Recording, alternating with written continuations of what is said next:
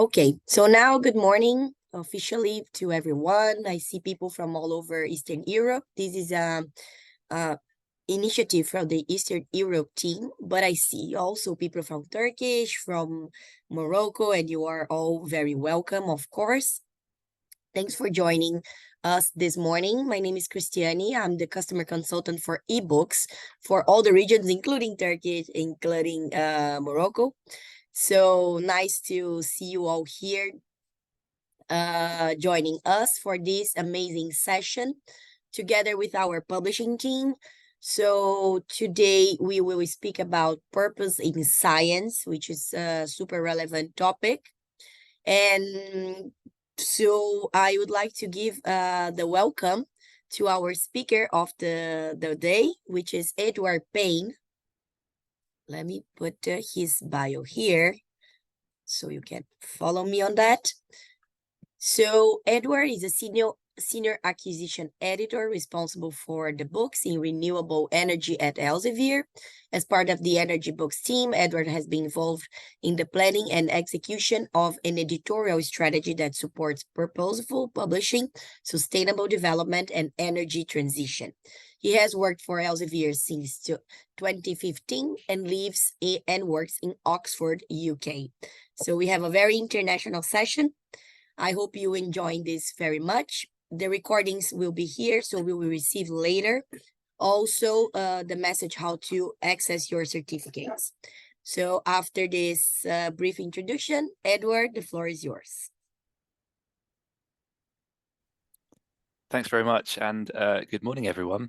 Welcome to this presentation, and I'm really happy to see such a great range of locations represented on this call. That's really exciting, and obviously we have book authors, editors, reviewers, etc., many collaborators from all of these countries, and I hope that this session can inspire some of you to get involved as well, if you haven't already. Next slide, please. And just to look at the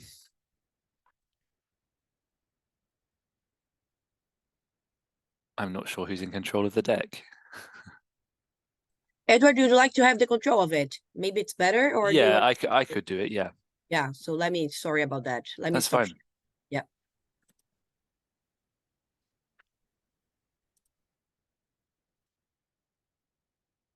So we're just going to do a quick swap here, and here we go. You can see my slides, correct? Yes, we can. Thanks very much. Okay. So yeah, great. Thank you. So here's the agenda today, and yeah, we're just going to start with a very brief introduction about what this is, what I am representing here, who, what my department is, and what we do in general. And then the second part, we're just going to look at the lens of basically here, this presentation, we're bringing together a few different things, a few different perspectives, and how to think about book publishing, and how, perhaps if you're interested, how to make that the most valuable or impactful possible. And in that sense, one of the things we can look at are the UN Sustainable Development Goals. So I'm briefly going to speak about that. And we're then going to look at the various other factors we have that are involved in content acquisition strategy. And you can see them listed there. The next section we'll be looking at some examples of different book programs, and I'm aware that in this session I'm sure there's also a great range of different disciplines that you are involved in, but here we're going to have a mixture of examples, and as you know, personally I'm involved in energy, and that's perhaps one of the most compelling ones due to the specific challenges in that area. But there's other examples here that we'll look at. We'll have a quick look at the book publishing cycle, so to give you more of a concrete idea about how you might, or what it might look like if you were to, in the future, be involved as a book author or editor. And finally, we'll have a bit of time at the end for Q&A. There's a fairly manageable amount of participants in this call, so it's no problem if there's comments or questions coming in during the session as well. But yeah, we'll have some dedicated time at the end. So just to give a quick introduction, Yeah, so it's this belief, which is perhaps one of the foundational aspects of what we're doing, and the belief that science holds the key to achieving sustainable development and effectively addressing the pressing issues of today. And I think that that's quite compelling and something that we like to pursue in our role as editor. It's really important that we address those key issues and look forward in terms of where are we going and how can we help to drive change in a positive way. And just to give you an introduction about the group that I represent, well, in very general terms, it's a group that is based a lot on data and analytics. There's a lot of data and information that we have that drives what we publish and how we do it. In general, we can say that we're publishing thousands of books in a huge number of disciplines, and we'll see those mentioned later. Broadly speaking, across 17 large Science Direct collections, over 1,000 titles per year, and those tend to operate on a 2 to 3 year cycle. And again, we'll have time at the end to talk more about the book publishing cycle and what that represents, should people be interested. But just to mention that, we're working on a 2 to 3 year cycle with books. It's obviously a much longer investment of time and money than perhaps a journal article, for example, which would be a lot more would be a much quicker activity. Books, of course, take time, and that's something that we need to bear in mind when we're developing new book projects. But the most important thing for us is that we want it to be meaningful. We want it to be meaningful for the field. We want it to be impactful in the field, and we of course want that to, that's a mutual benefit for us and also for the authors or editors of the book. So whether it's let's say from nanoparticles to space exploration, we want that to be something that's impactful and that communicates something genuinely helpful and in a helpful format for the reader. So we always try to keep that in mind, and we're trying to keep that in mind as well for when we're developing new book projects. So a quick introduction to regarding the UN SDGs, and I'm sure many of you are familiar with these. So you can see them all here, 17 of them, and these are of course global goals that were set many years ago by the UN, and they're pretty important to us. They provide a useful framework, and they're something that our company Elsevier, but also the parent company RELX, are committed to since 2017. And as you may know, the UN SDGs have the end goal date of 2030, so 7 years to go. And they are modeled around many different areas, and they're very relevant to all of us. And some, of course, are more relevant to others in terms of the discipline that you're involved in. So, of course, in my case, well, it's a no-brainer. I work in renewable energy, so of course there's a specifically relevant SDG, which is number 7. But there, of course, are others that connect slightly less directly. And so for each publishing program, you might find that there's 1 or 2 of these that are more relevant, but they all interlink and they cover a huge range of areas, as you probably are familiar with. So these are the goals, and I think that we're really talking about a framework here. There's many different ways through which you can think about impact or purpose with book publishing.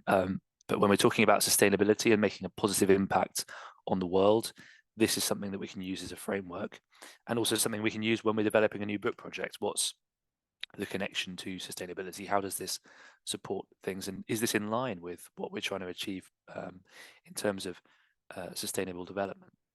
So there's lots to think about here. Personally, there's some of these goals that don't necessarily apply to a specific discipline, but it could be something like number 5.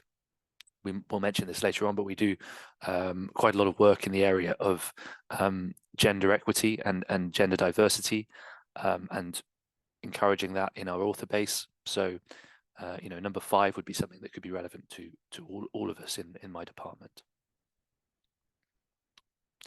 And just to mention here that, yes, there's a page that we have in our parent company site, Relics, where we do publish special collections, which are collections of journal articles and book chapters, which are made freely accessible in line on the occasion of different UN global days over the year. So there's about 18 of those, and we actually offer this freely accessible content on the site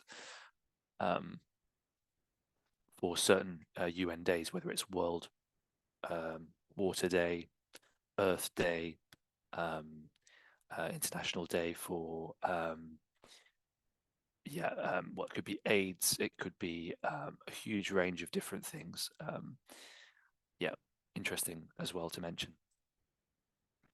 So getting to the content acquisition strategy, to give you a bit more context about what we do, what I do. So just to start here, this is just a selection, and many of you may have, of course, seen these kind of interfaces before. So we look a lot at data, and we have access. We have tools ourselves that are very useful in this regard. So SciVal, which I'm sure many of you are familiar with, provides us with lots of data around different topic areas, different disciplines, and we can look at it globally. We can look at it by region, we can look at it by country, we can look at it by institution, we can look at it by author, we can look at what's the growth, is this area growing, or what are the growing areas within that area, what's the quality of the publications in terms of citation impact. We can look at clusters on the right hand side here. You see one of the newer functions on the tool, which provides us with clusters of topics where there's a particular growth or prominence of that area. We can look at we can of course look at which particular authors we should be targeting in that context.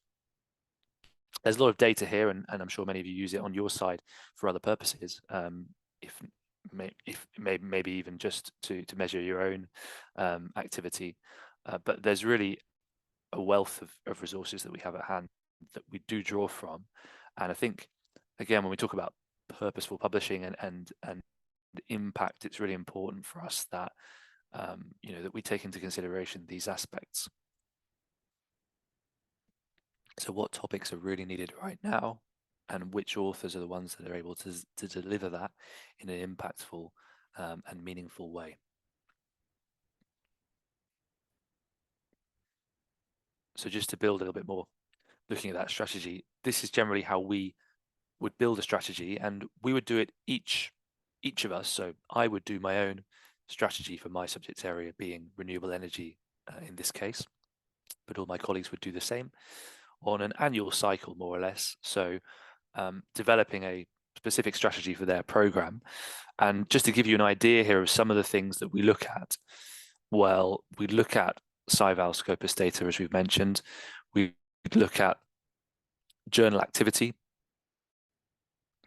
be it article citations impact by subject, as we've said, impactful authors, institutions, geographical areas, subject area research funding. We could look at book usage trends. Of course, we have the data about how our books are used and the sales, and which are the ones that are getting most interest. And we look at innovations, whether it's innovations perhaps sometimes that we can see outside of the academic data, perhaps, if you're keeping a pulse on the latest developments and you're aware of those innovations that are happening, also from attending conferences.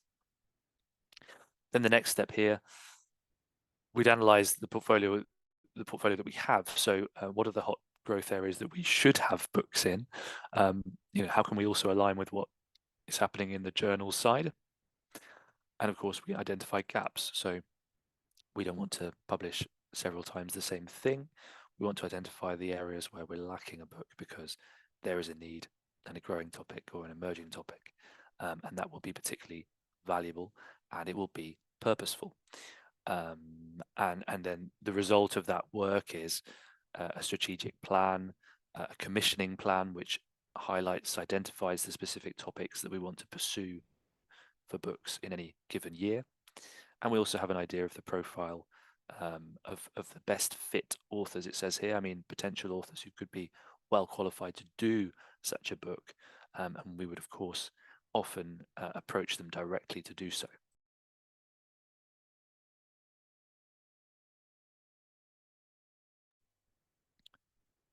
So we do talk a lot to researchers, and of course we do that electronically. We do that in conferences.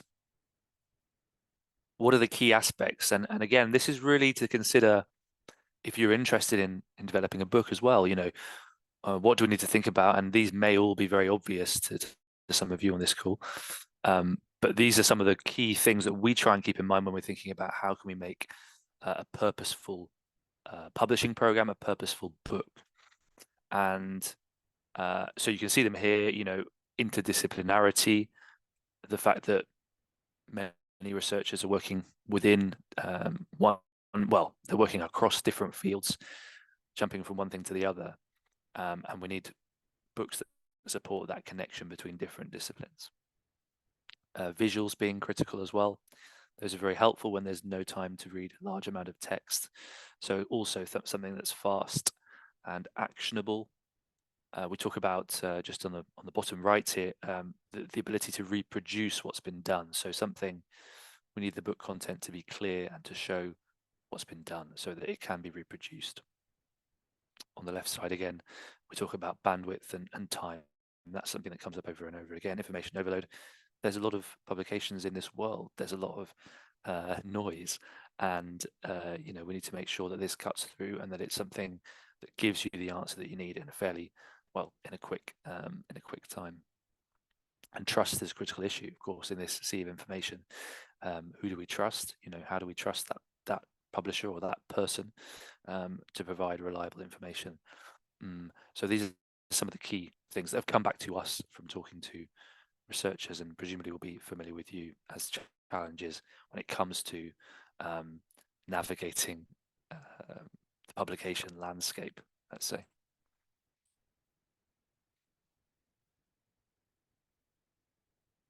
So another thing we need to consider would be the differences between journals and books. So we've established that we need both, and that's something that comes back to us regularly, the interconnection between both and the need to use both in conjunction. But obviously there are differences. And on the left-hand side here, you have the article content in yellow. When we talk about journals, that provides a real depth. It provides specialized knowledge with a narrow focus, very, very deep coverage, of course, of something quite specific, and it's focused towards latest research and new results. Whereas, and so this is the question, where does books come in and how are books purposeful, and what is the purpose of a book in general? Well, in comparison to journals, of course, it's providing much more breadth. It's connecting disciplines. It has that broader view of a topic, an expert opinion, often on something quite foundational. There are differing opinions and complexity, and but of course, most of it, well, all of it is going to be at a more fundamental level than a journal article, and it links to related fields, methods, materials. It gives a broader view that also opens out to other disciplines and other possibilities. So there's a bit of a contrast there again to bear in mind when we're thinking about what is the purpose of a book. And co-usage, we talk about this concept of co-usage on the right-hand side. That there's a need to find the answer to a given question, and that can go across boundaries between different types of content. It doesn't really matter, and often we'll be doing it without even noticing, you know, jumping between, because that is something that is facilitated in the system. Say in Science Direct, you know, that's very easily done, that you jump between one type of content, a book, to a journal article, and it doesn't really matter. But what's interesting for us to know is that this is happening, and it's happening on a great scale.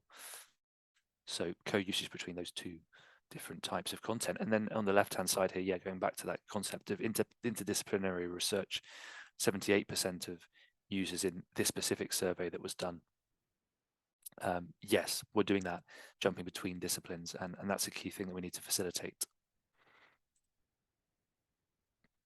So just as a reminder, and some of you may have seen this before, that when we talk about the types of content, this is the types of content that we talk about and that we provide at various levels. And so the very top of this pyramid are the most advanced, scientific developments, and those are covered in those first two areas at the top of the pyramid, the primary research and the review articles, both journals. Then we come down into what's considered generally books, and we're deepening knowledge with serials is somewhere towards journals, but we consider it to be under books. And those are more of a rolling system of publications, highly cited, offering in-depth coverage of areas in the field. Then we come down to monographs, and that's really where I'm focused. That's complete and advanced and detailed descriptions, providing depth in subject areas.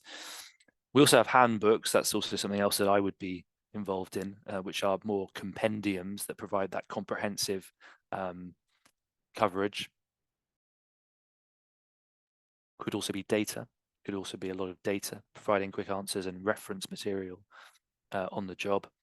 And then we come down to textbooks, of course, which are more didactic and modeled around specific courses and would be more aimed at students, more of a perhaps a slightly less advanced audience. And major reference works are at the very bottom of the pyramid, providing more foundational, very foundational coverage. They are more like encyclopedias. Just to give again a little bit more context, and I think it's important to know. So when we're thinking about new books and how they're going to be purposeful, well, a key question that we'll mention again probably is the audience. So what's the use of the book and who is the audience? And of course, the audience is matched to, well, what kind of level are we looking at here? Where does it sit in the research ecosystem? Where does it sit in these content types on this pyramid? And that would help us to understand how to pitch the book and how to make it most valuable possible in conjunction with the editor author. So for example, if I think sometimes we do get book proposals that would be aiming to do everything, and it's difficult to do everything. It's difficult to do all of these, let's say the first four in lighter orange. It's difficult to cover all of that. So it may be worth honing it down. But this is the value of course, talking to an editor at Elsevier and having that conversation and being able to develop it together. So this is a very, very busy slide. I'm not a fan of very text-heavy slides, but here is one. But I'll summarize this in a more palatable manner.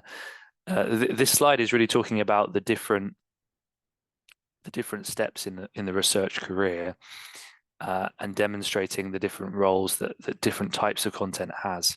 And again, particularly for us, something very important is that foundational content. That's something that we can do very well. That's a little bit more planned, perhaps, a little bit more crafted than some of the other monographs where it's a specific topic and we let the authors and editors get on with it because they are the experts in that specific topic. There's some things we can do with foundational content to make it more valuable, to think about the different features that it has and to think about how it's going to be formatted and structured.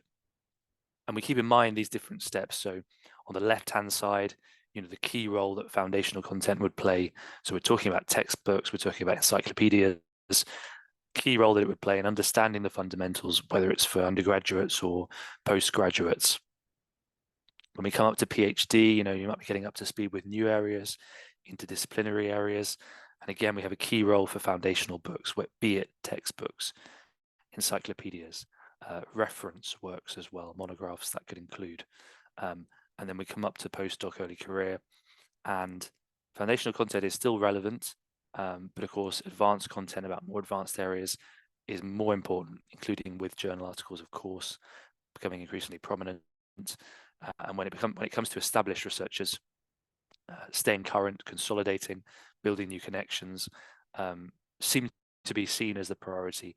So again, it's just something to keep in mind, and many of these things you will be familiar with, but it's worth considering them again when we come to thinking about how to make a book the most valuable possible and where it sits in this progression.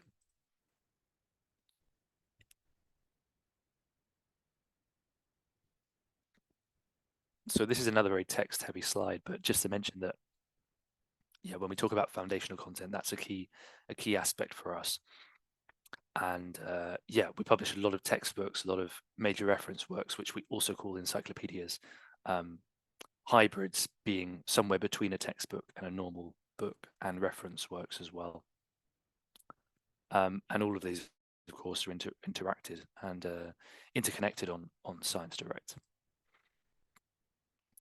I'm going to move forward to mention something about inclusion and diversity, and I think it's very important to mention that we do have a great engagement in that area, and we have an inclusion and diversity board that has these goals that are mentioned here. So it's working with research leaders and funding bodies, higher education institutions to drive gender and racial and ethnic equity across STEM. It's promoting best practices to foster diversity and inclusion. And it's working with academics and publishers and also funders to promote this. And we're also thinking about geographical representation in editorial boards, peer review, scientific conferences, and specifically, of course, in our own publications. So there's a lot to consider and something that we take quite seriously. A couple of reports. Well, a particular report mentioned at the bottom here was one relating to the Global South. Something that's front of mind is how to promote and support Global South and researchers based in those areas. That would be an example of something that we might, one of our initiatives there that we might do. So it's another consideration when we come to book authorship, and who should be our authors, and how can we get a good, a representative range of authors. We want it to be representative of the customers who are using it too. And yeah, I'm really pleased to say that we have a statement for this that covers our department and establishes our commitment, and that also in our very basic proposal form, in the most basic format, we already have a section that talks about inclusion and diversity, and asks authors and editors to consider that when developing their book. So that's very important for us, and I think it also adds to the purpose and to the impact of the book, is thinking about, well, who should the authorship be and how can that be representative and diverse to also match the expectations of our audience. Another consideration is, of course, how we use books, and this is just to say that the book is transformed. Of course, we still produce a print book, but the great majority of book sales, usage,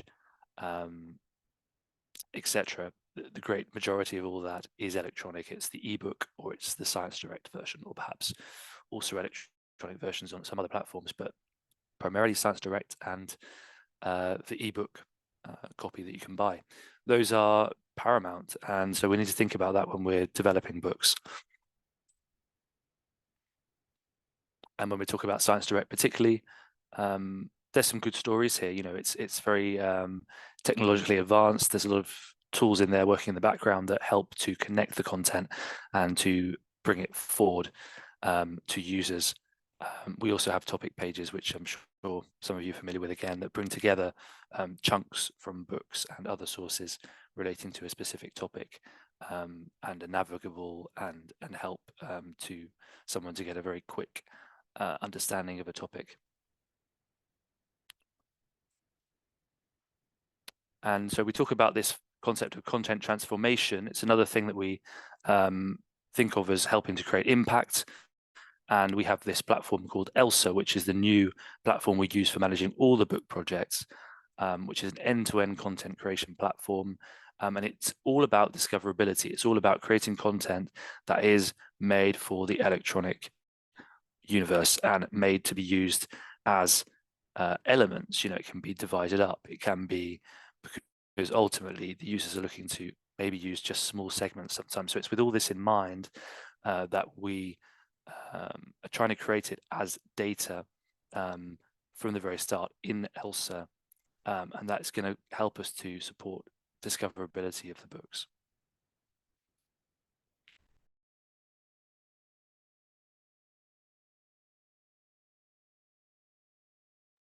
So this is just a real quick run through. I mean, that was a quick run through of some of the aspects that we think about in our content acquisition strategy that help to create impact and purpose. Now we're going to see some examples.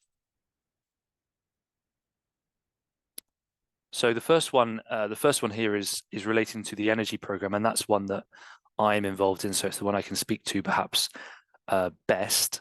As you can imagine, the energy program in particular gets a lot of scrutiny, a lot of interest, a lot of pressures around what it's publishing and how it does it in terms of when we talk about oil and gas and we talk about energy transition and how do we do that and how do we, are there things that we shouldn't publish or should avoid. I think we've done a good job of navigating this and of doing the right thing, actually, and ensuring that it's purposeful and driven towards the future.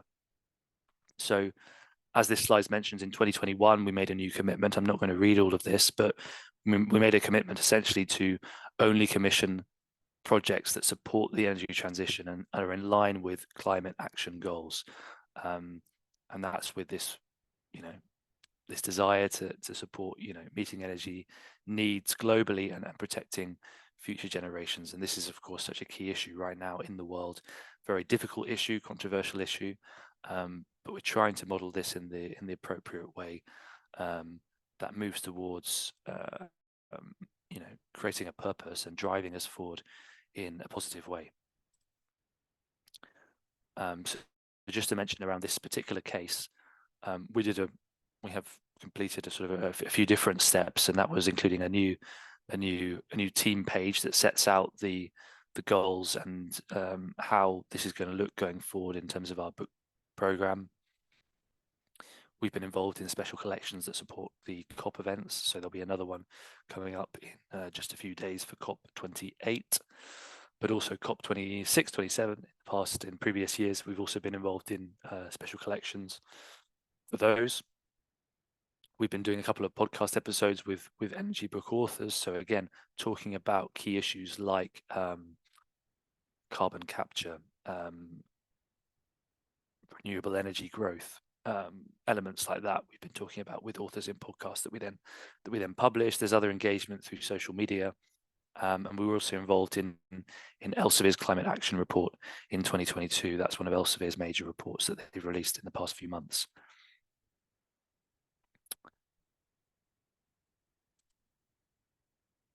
And I think perhaps the most important thing is how we kind of govern that going forward and make sure that we follow through on the commitment.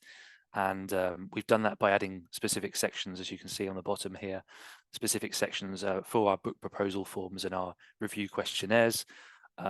We ask potential authors and editors to assess how is this going to support the energy with purpose mission. And that really, in this sense, means sustainability. That's key to the purpose that we have chosen. There's other things of interest. We of course provide webinars similar to this, but even more revolved around sustainability. And we also published an open access book in partnership with the International Energy Agency. It's worth mentioning because we don't have many open access books. It's something that we do, but there's not yet a huge interest in doing it. Unlike, of course, in the journal side. But that's something that we do care about too, and we do facilitate when possible. And we have an example here of a recent book in wind energy in my portfolio that was open access. And the result, hopefully, is having, a good publishing program that is impactful and addresses some of the key needs and the key trends going forward. And I think that this slide actually does represent very well a lot of what we do. You can see there's a mixture of authored and edited works. There's a mixture of names of geographies that's extremely important for us. You have the fundamental, looking perhaps on the top left, a huge handbook dedicated to wind energy engineering, which is a huge area in renewable energy. It's fairly mature, but it continues to drive forward. And it's going to be essential in the future, well, even more than it already is. It's going to continue to grow, and foundational knowledge in that area is much needed. So this handbook on the top left is key. Then we talk about challenges of today. Well, of course, when we talk about transportation and cleaner ways to provide power for transportation, when we talk about hydrogen and the many challenges related to hydrogen, particularly around economy. When we talk about battery technology, that's a more foundational book, the battery technology one, but it's an authored text by authors who are experts in the field, providing great foundational coverage. And then we talk about maybe the bottom right, again, addressing key challenges of today. Well, that interconnection between renewable energy, water resource, and environment is a key challenge and a key area of interest right now that's booming, and really interesting to look at that. And of course, it's incredibly interdisciplinary book. We're talking about bringing together those three areas. Plus, as you can see in here, as you can see from the subtitle, we're talking about technology as much as we're talking about policy. So it's bringing together a huge range of things across disciplines. So I think this is quite a good example of how we bring together those different factors. Of course, also when we talk about the SDG framework, well, here's number 7 on the top left. You can see number 7, affordable and clean energy. So that's when we're looking at the lens of sustainable development. That's the one we might refer to. So you can see how many of the factors we just talked about come into play here when it comes to the end result. Just going to talk very quickly to 3 other programs actually, and maybe some of these will be relevant to you as well. Maybe not, but I think they're all good examples. We have an example here from the team doing agricultural, biological, and food sciences, and of course, these are huge challenges for society going forward, for all the reasons that we know. Incredibly challenging, and many things where of course book content is going to help move that forward. So we're talking about a secure, reliable food system, talking about nutritious, sustainable foods.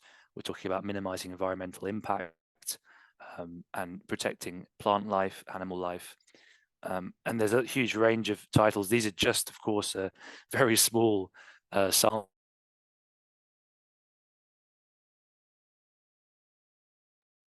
And I'm not going to speak to these in detail, but just to mention that again, in this case, we have a range of authors and editors from. I'm looking here, and in fact, we have authors and editors represented just from these 6 from Australia, from Turkey, from the UK, from the Czech Republic, from China, from Canada, and several others actually. So, and that's of course leaving aside the contributors in the book. So when it's an edited book, of course, we have a number of contributors who are writing specific chapters. So that's without even mentioning any of them.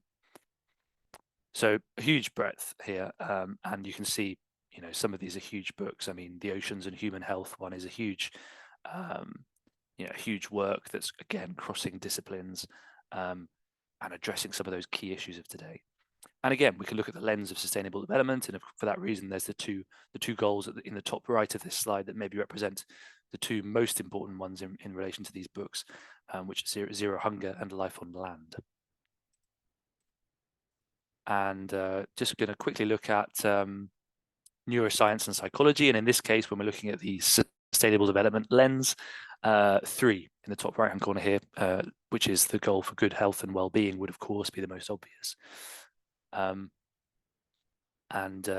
This is all about, the brain, prevention, diagnosis, treatment of neurological, psychological disorders, understanding the brain and the nervous system, mental health, which again, a key challenge is looking to address the key challenges within that of today. And I'm not going to speak a lot to these, but again, I can see a broad range here. And finally, a great example to end with here is material science and engineering. I used to work in this field. I don't anymore, but I mean, it's a real example of the interdisciplinary nature of all of this. The researchers and practitioners in broadly in material science and engineering are crossing disciplines all the time. And as this slide demonstrates, crossing across so many areas that interconnect here, whether it's biomedical science, chemical engineering, manufacturing, nanotechnology, sustainability, energy materials, food science. All this stuff interconnects, and materials science and engineering is incredibly interdisciplinary. And that's something that that team has worked on and understood. And again, looking at examples of publications from that particular program, well, we have books that focus on, for example, solar energy storage, materials that connect to the energy world. We have a book focusing on the circularity of plastic, so thinking about life cycle waste plastic, which of course is again a huge problem of today. We talk about the role of antimicrobial nanosystems, and we talk about, for example, here we've got a book focusing on the adaptation of the built environment for climate change. So that's very much one that relates to climate goals and the need for sustainable construction, sustainable built environments. And again, a huge variety of authors and editors here from a range of countries, as the names perhaps suggest.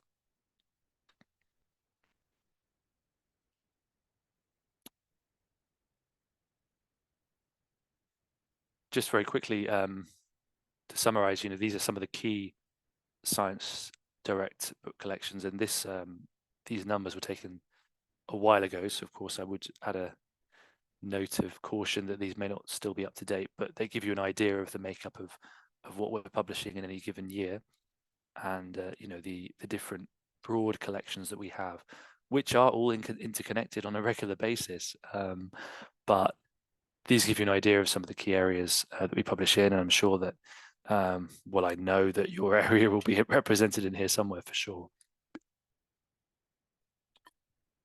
And as you can see, some are bigger than others in terms of the amount of books that are being published. Some are bigger than others. So, but I think very similar questions apply in all these cases. Similar factors to the ones that we've just discussed. The different perspectives we can use to think about how can we make it impactful, purposeful publishing. And I think this is the final slide that I'm going to present this morning. So just to mention the book publishing cycle, and it's important to say to you all that there are many ways to be involved in book publishing. The goal of this particular session is not to make you author a book tomorrow at all. That's not what we're talking about here. We can talk a little bit more about it in a minute if there are questions about that particular area. But I think the most important thing to know is, well, there's no expectation that you're suddenly going to come out of the woodwork and write a book. You may want to suddenly write a book. That's fantastic. But there are many different options, right? So, of course, when it comes to a book, you can have an authored book where you're writing all of the content, or you can have an edited book where you are planning it, inviting contributors and reviewing their content. Those are two key aspects to remember. But also, you don't have to lead a book immediately. There's many other ways of getting involved. So something that we often look for are reviewers. We look for reviewers who can review the initial book proposals that we receive. So that's another way to get involved, as a book proposal reviewer. And you have to remember, when you get those invitations from a books person, that you're only being asked to review the proposal, usually. So it's only a fairly brief document that summarizes the book plan. And so it shouldn't take too long. So it's a good way of getting involved in books and getting to grips with what's going on, getting a little bit of an idea of what's coming through, and seeing some interesting projects that might happen as books. So you can be involved as a reviewer, you can be involved as a more informal advisor. And of course, there's other roles as well, series editor. We're often developing new book series that bring together, a collection of books covering different aspects of a certain area. And, and there's opportunities to be involved as a series editor who is coordinating all of that, bringing in others to write volumes within the series. And when that works well, it's fantastic collaboration. So, and of course, editorial board. In some cases, it wouldn't just be one person, it would be a board of people. I think that's about it. But those are different ways of being involved. Of course, a chapter author is the one I didn't mention. Of course, if edited book, they're bringing in people to write chapters. And of course, being a chapter author is a way to get involved. Just to mention that, because I know that we'll probably have people from different levels on this call, and there's many different ways to get involved in books without you having to go off and write a whole book tomorrow. So just to mention very quickly, this is the cycle, and we're going to start at the very top of the circle here. And as I mentioned, the publisher or the editor, as I am also called, solicits book proposals that can be approaching people directly. It can be, it can come in many different forms, but it generally follows the strategy that we discussed, informed by data and various other aspects. And yeah, and of course, it's important to mention that when we say solicits book proposals, we like to be proactive and to be seeking these things. Of course, we receive book proposals that are unsolicited. We receive ideas and book proposals very regularly from people in the field who have an idea and want to go ahead with it and want to propose it to us. And that's absolutely fine. That's very welcome. And we're happy to receive those. And of course, key to good book proposals is that opportunity that you have identified, where there's a need for a book, an opening, and there's a clear, purpose to the book. It's responding to a need because there's nothing available in that area right now. So of course, we also welcome those ideas, and people regularly come forward with those themselves. And those kind of unsolicited ideas or proposals are also very welcome. When we have the final book proposal coming round on the cycle here, once we have the complete proposal, we would send it for review with a panel of reviewers. As I mentioned, another thing that you can get involved in is as a reviewer. And then we would work with the editor or the author to refine the proposal. After that peer review, and coming round near the bottom of the cycle here, the author or editor gets the chance to respond to that feedback and refine it before we can, if everything is positive, move to the internal approval process and contract. And the contract sets the schedule that we're going to have. It sets the royalties for the author or the editor, and it sets the basics of what the book's going to look like. Then we let the author or the editor get on with the project. They're supported by an editorial project manager from our side who supports, and when the manuscript is submitted, we move to production, and that's also a stage that Elsevier handles with a dedicated production department to handle aspects like copy editing, formatting. You, of course, would see proofs, etc. And then finally, we have on the top left here, finally the book would publish. And there's of course various steps in place to distribute and sell the book. Again, thinking very heavily in terms of electronic formats and online use, which are key. That's to give you an idea of the cycle. And of course, yes, we do have a few minutes left, so we can delve into any of these aspects if people have specific questions about book authorship.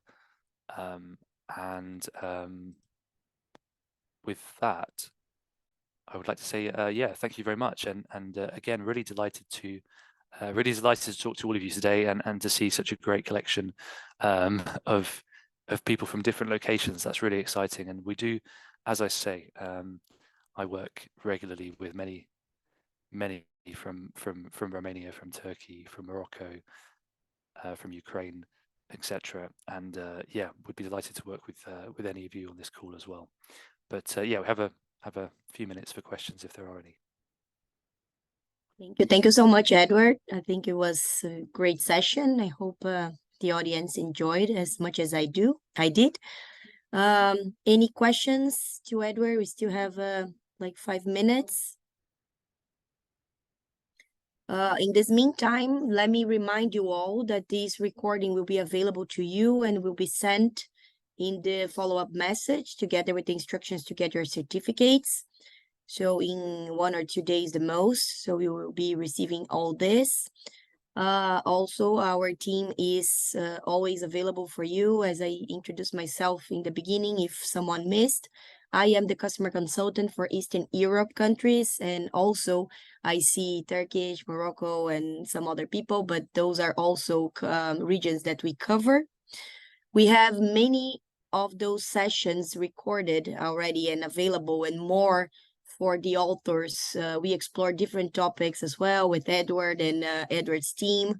So if you are interested, let us know in receiving more information for the authors.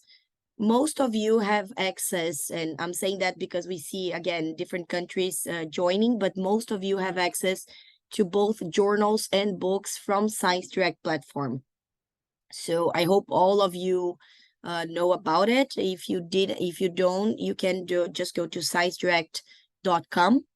This is our platform to have access to all those books that we mentioned here about the SDGs and so many other interesting topics that can be the basis for your new research from now on.